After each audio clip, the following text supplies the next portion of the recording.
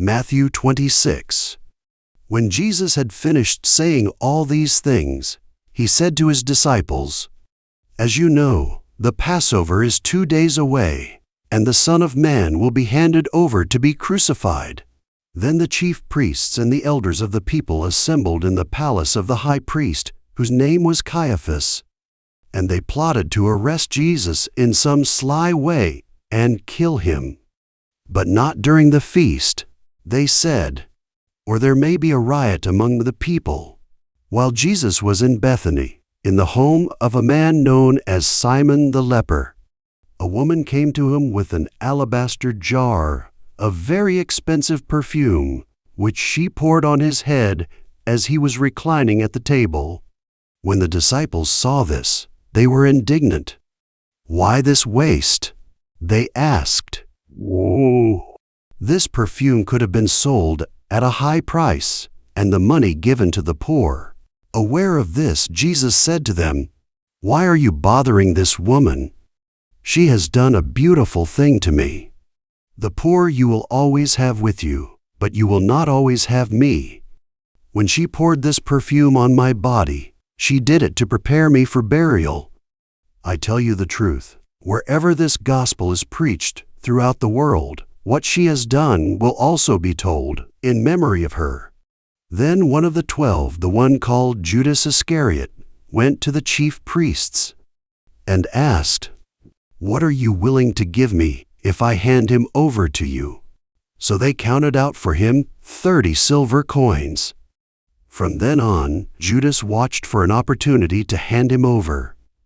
On the first day of the Feast of Unleavened Bread, the disciples came to Jesus and asked, "Where do you want us to make preparations for you to eat the Passover?" He replied, "Go into the city to a certain man and tell him, 'The teacher says, my appointed time is near. I am going to celebrate the Passover with my disciples at your house.'" So the disciples did as Jesus had directed them and prepared the Passover. When evening came, Jesus was reclining at the table with the 12. And while they were eating, he said, "I tell you the truth, one of you will betray me."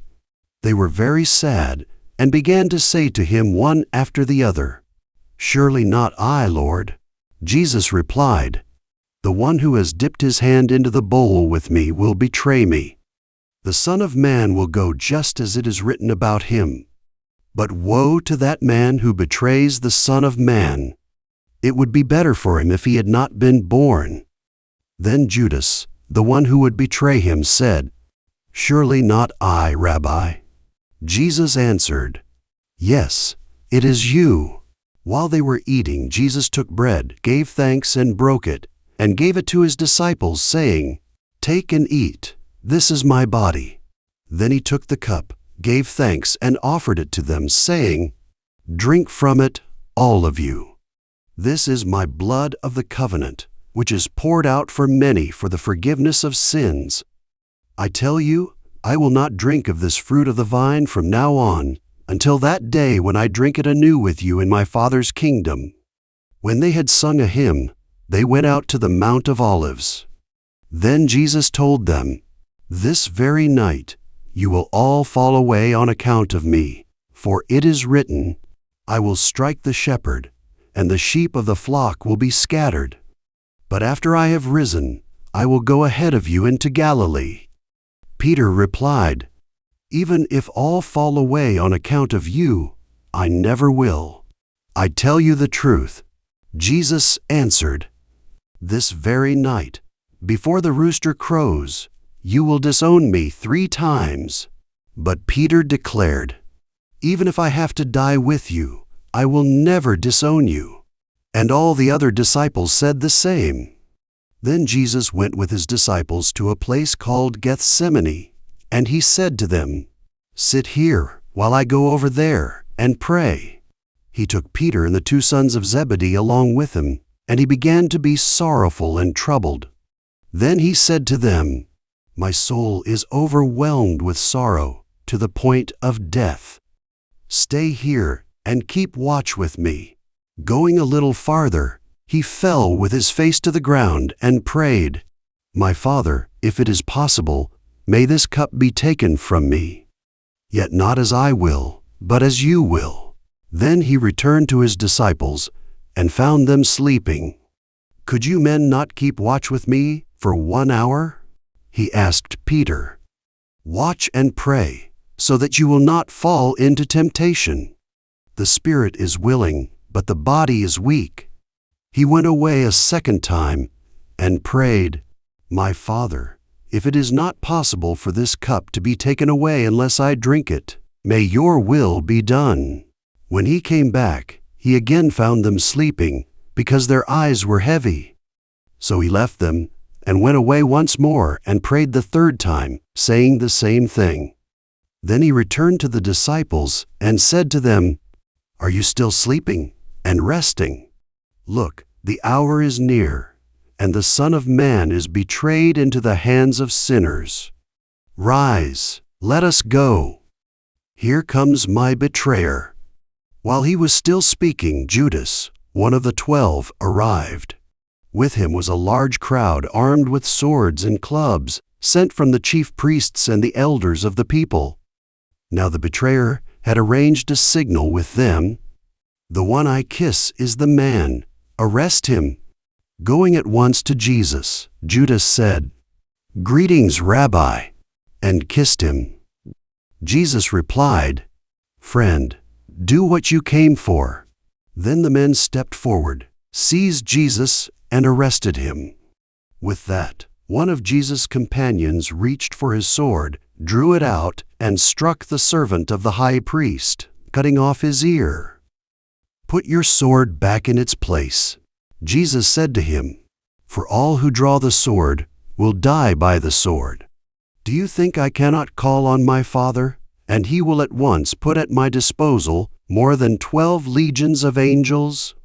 But how then would the scriptures be fulfilled that say it must happen in this way?" At that time Jesus said to the crowd, "Am I leading a rebellion, that you have come out with swords and clubs to capture me? Every day I sat in the temple courts teaching, and you did not arrest me. But this has all taken place that the writings of the prophets might be fulfilled." Then all the disciples deserted him and fled. Those who had arrested Jesus took him to Caiaphas, the high priest, where the teachers of the law and the elders had assembled. But Peter followed him at a distance, right up to the courtyard of the high priest. He entered and sat down with the guards to see the outcome. The chief priests and the whole Sanhedrin were looking for false evidence against Jesus so that they could put him to death. But they did not find any, though many false witnesses came forward. Finally, 2 came forward and declared, "This fellow said, 'I am able to destroy the temple of God and rebuild it in 3 days.'" Then the high priest stood up and said to Jesus, "Are you not going to answer? What is this testimony that these men are bringing against you?" But Jesus remained silent. The high priest said to him, "I charge you under oath by the living God, tell us if you are the Christ, the Son of God." "Yes, it is as you say," Jesus replied. "But I say to all of you, in the future you will see the Son of Man sitting at the right hand of the Mighty One and coming on the clouds of heaven." Then the high priest tore his clothes and said, "He has spoken blasphemy. Why do we need any more witnesses? Look, now you have heard the blasphemy. What do you think? He is worthy of death." They answered. Then they spit in his face and struck him with their fists. Others slapped him and said, "Prophesy to us, Christ. Who hit you?" Now Peter was sitting out in the courtyard, and a servant girl came to him. "You also were with Jesus of Galilee," she said. But he denied it before them all. "I don't know what you're talking about," he said. Then he went out to the gateway, where another girl saw him, and said to the people there, "This fellow was with Jesus of Nazareth." He denied it again with an oath, "I don't know the man." After a little while, those standing there went up to Peter and said, "Surely you are one of them, for your accent gives you away." Then he began to call down curses on himself, and he swore to them, "I don't know the man." Immediately a rooster crowed. Then Peter remembered the word Jesus had spoken, "Before the rooster crows, you will disown me 3 times." And he went outside and wept bitterly.